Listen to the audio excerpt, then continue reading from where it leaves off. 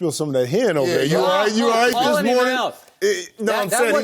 Wait a second. Okay. That wasn't a dry snitch. That was a wet snitch. Yeah. He dry snitch. I put it out there. Yeah. It's a little early. Got to watch out for you, Jack. Yeah.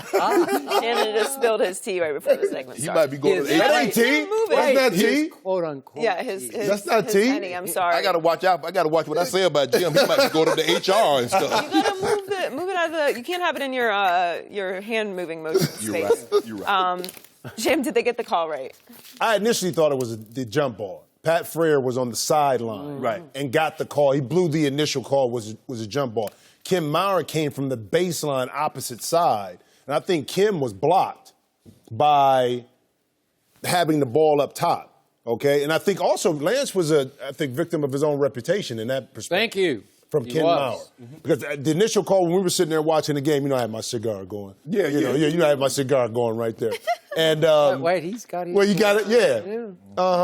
Celebrate. Go ahead, celebrate. You can celebrate. I was going to bring one today, too. So I bring my own. But it wasn't a celebration one. It's just, but we were sitting there watching it. So when I saw the initial call, first thing I said to myself was, Jeff Green, you can't bring the ball up above your head. You got to keep it low. Right. But then when Pat Frere called the call, I said, oh, it's a good call. Then I'm watching and I see Ken come on the baseline. I'm like, that's not a foul. That's not a foul. Because, again, I think it was Lance's reputation and him going to the ground aggressive. Yes. Got the call. Now we get some wisdom at this table. When you at the black top and what you call ball, what you say? They say that wasn't a foul. You say ball. I call ball. Yeah, but he can't call it. Okay. He can't call it. Ken Maurer, a veteran. What? Ken Maurer is a veteran official. He's held in high regard. He's a veteran LeBron protector. Stop it, Skip Bayless. Now, one time I'm going to agree with you on this. I didn't think that was a foul. Did not think that was a foul in that situation because the game has been called. They've been letting them play. They've been letting them play. But again, I think him taking them to the ground and Ken's angle takes that away. But they were talking about a headlock? What is that? Wait a second. That's how you was calling it. Yeah, but Ken was out of position. No, he wasn't. He's right in position. No, he wasn't. Ken was out of position. Because he had the hair slick back. I said, Ken, you good. Because he knew he was going to be on TV, Skip. He's right there where he needed to be. Right there, saw everything. Then TNT puts on the director of referees and review or whatever, replay from wherever in Paramus. Secaucus, and he's going to take up for the official. And he's talking about a headlock. He put him in. He didn't put him in the headlock. He did not put him in the headlock. And he grabs the basketball. He's got two hands on the ball. They fight to the ground. Then Jeff Green gets a little frustrated, and there's a little push and shove on the floor. Get off on me, Chump. And Chris Webber on TNT, he claims he does not listen, but I'm not sure I buy that, but whatever. I didn't get it with Chris. What did he say? So were you listening to the... No, it was loud in the place I was in. Oh, you're one of those deals. Can't hear that for that reason. Well, I was listening by myself in my TV room, and Chris Webber on TNT says that he believes it's going to be a technical foul on Jeff Green. And so I'm waiting for Oladipo to step to the line by himself and shoot one for Indiana. And Chris Webber sounded shocked on the air when all of a sudden, wait a minute, it's a foul on Lance Stephenson? And Lance seemed pretty shocked too because he thought he had it.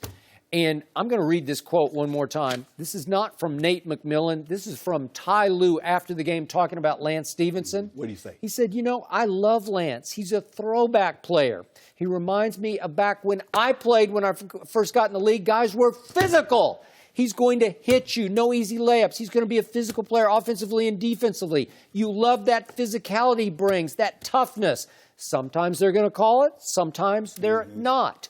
Well, to me, this was a reputation overreaction by Kenny Maurer, who's saying, oh, it's Lance. I got a call. Yeah, and it was. Call. Yep. It was not. It was just a pure and simple jump ball. Two guys battling for the basketball. And I agree with you. I don't know what Jeff Green is doing to go up here. He's trying to get it above. And Lance, he'd already done it to LeBron once before. And guess what? And he held the ball up over his head. And you see Victor Oladipo coming to the picture, man, get your arm down. Yeah. We ain't got time for the antics. And I told y'all, he's like pain medicine. Lance is like pain medicine. He works best in small dosage. And they kept him in the game, and he was going overboard with them antics. Bow! Go to the free throw line and make it. Did he not become a pain in LeBron's behind with 6 minutes and 12 seconds left because he goaded LeBron into a technical foul? He didn't go to be. What you think about him following the guy to the bench? He finally got to his bench. But LeBron admitted he can't react to that. Yeah. Come on, Shannon, that's like somebody messing with you in the game. Critical situation. You can't overreact. You know that. No, I ain't gonna. You know that. Come on. You can't. You can't do that. I mean, how many people did you get under their skin and get them to overreact? But I ain't followed them to their bench. We're in the middle of the field. Yes, you You would. never followed anybody to the sideline. Yes, you never. did. You know you did. Come on. And you know it worked. No, because they might try to get me. Yeah. Yeah, they might try to get me while I'm over there. Yeah. Skip, you, first of all, how many times, poor LeBron James, I just wanted him to get one and one. LeBron Yeah, James? he ain't getting the call that he deserved. Now, he did shoot. Or LeBron. You see that last night? You see all them free throws he made last night? 8 or 9? I told you they were going to happen, doesn't He's it? at 74% for the postseason. Okay. So, we got 2 more games because it's over in 6. yeah. Yeah, I said it's over. You heard what I said? By the way, have you noticed what he's shooting from the three-point line in these 4 games? 29%? It's over in 6 games. Oh. This series, not SIX, CIX. 6. It's 6 over. games? Yes. Well, it should be. You want some dew? No. I want to do. I want should Sprite. Bron drank Sprite. I want Sprite. I ain't read no Sprite? more dew. I want Sprite. I want the fresh taste How of long lemon did lime. they shoot that Sprite commercial? He looks like he's 25 in that. He's young, old young Bron. That's young Bron. You see them numbers he putting up? 32, 12, and 7. Yeah. He still looked like a young Bron. Well, where was he in the third quarter last night? 'Cause Chilling. I don't get it. Because I we saw got- a disconnected Bron. He wasn't disconnected. Don't do that, Skip. Huh? Well, I did 0 for 3. Well, you know, but you know what? In the series, though, this is funny because LeBron talked about them starting off better in the third quarter. But if you look at his averages, he's only averaging 4 points in the third quarter. To me, if I'm LeBron, knowing you're going to struggle and you need to close these games out, he needs to come out and Ty Lue needs to talk to LeBron and emphasize this. You need to come out more aggressive like you do in the first quarter in a lot of games we need to win. In the third quarter. Because you can't rely on the other players, the complementary players to do it. Remember, Friday night they're up 17. Last night they're up 10 Again. at halftime. But see what happened Just is that step on them. Well, Kevin Love had gotten foul trouble, so they came out in the third quarter trying to establish Kevin Love. But Shannon, here's the thing. Even in this game, I get that.